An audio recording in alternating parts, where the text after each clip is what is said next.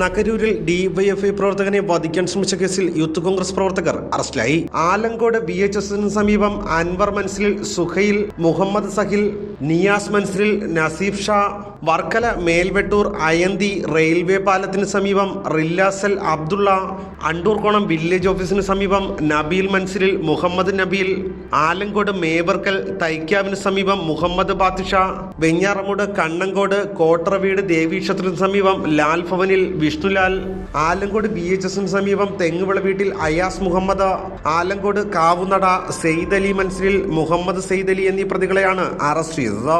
തിങ്കളാഴ്ച വൈകുന്നേരം 7 മണിയോടെയായിരുന്നു സംഭവം. ബൈക്കും കാറും തമ്മിൽ ഏതാനും മാസങ്ങൾക്ക് മുമ്പ് കൂട്ടിയിടിച്ചതുമായി ബന്ധപ്പെട്ടുള്ള തർക്കത്തിലെ വിരോധത്താൽ ആലങ്കോട് പള്ളിമുക്കിൽ വെച്ച് കോൺഗ്രസ് പ്രവർത്തകർ ഡിവൈഎഫ്ഐ പ്രവർത്തകനായ മുഹമ്മദ് ആഷിഖുമായും മറ്റു ചില പ്രവർത്തകരുമായും വാക്കുതർക്കമുണ്ടായി. തുടർന്ന് മടങ്ങിപ്പോയ കോൺഗ്രസ് പ്രവർത്തകർ സംഘം ചേർന്ന് തിരികെ ഇരുമ്പ് കമ്പി, ക്രിക്കറ്റ് ബാറ്റ് തുടങ്ങിയ ആയുധങ്ങളുമായി എത്തി ഡിവൈഎഫ്ഐ പ്രവർത്തകരെ ആക്രമിക്കുകയായിരുന്നുവെന്നാണ് പോലീസ് പറയുന്നത്. സംഘർഷത്തിൽ ഡിവൈഎഫ്ഐ പ്രവർത്തകനായ കൊടുവഴന്നൂർ കടമുക്ക് അഫ്സൽ മൻസിലിൽ മുഹമ്മദ് ആഷിഖ് ഉൾപ്പെടെയുള്ളവർക്ക് മാരകമായി പരിക്കേൽക്കുകയും ചെയ്തു. മുഹമ്മദ് ആഷിഖിനെ ഗുരുതര പരിക്കുകളോടെ മെഡിക്കൽ കോളേജ് ആശുപത്രിയിൽ പ്രവേശിപ്പിച്ചു. ആയുധധാരികളായ ഒരു 10-30ഓളം പേര് ഗുണ്ടകളാണ്. അവരെല്ലാവരും ഓടി വന്ന് ഇവിടെ നിന്ന അവർ രാഷ്ട്രീയക്കാരാണെന്ന് പറയുന്നത്, ഡിവൈഎഫ്ഐയുടെ പ്രവർത്തകരാണെന്ന് പറയുന്നത്, അവരെ വേറെ എന്തോ മുൻവൈരാഗ്യമാണെന്ന് ഉദ്ദേശിച്ചുകൊണ്ട്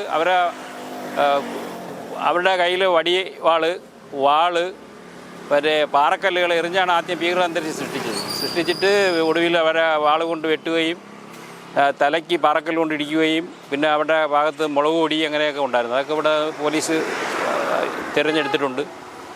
അത് ക്രൂരമായി വർദ്ധിച്ച് പിന്നെ ആ സമയത്ത് തന്നെ പോലീസും ഉണ്ടായിരുന്നു.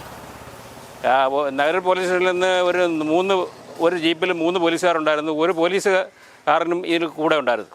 പുള്ളിക്ക് ഒരു എറി കൊള്ളുകയും ചെയ്തു.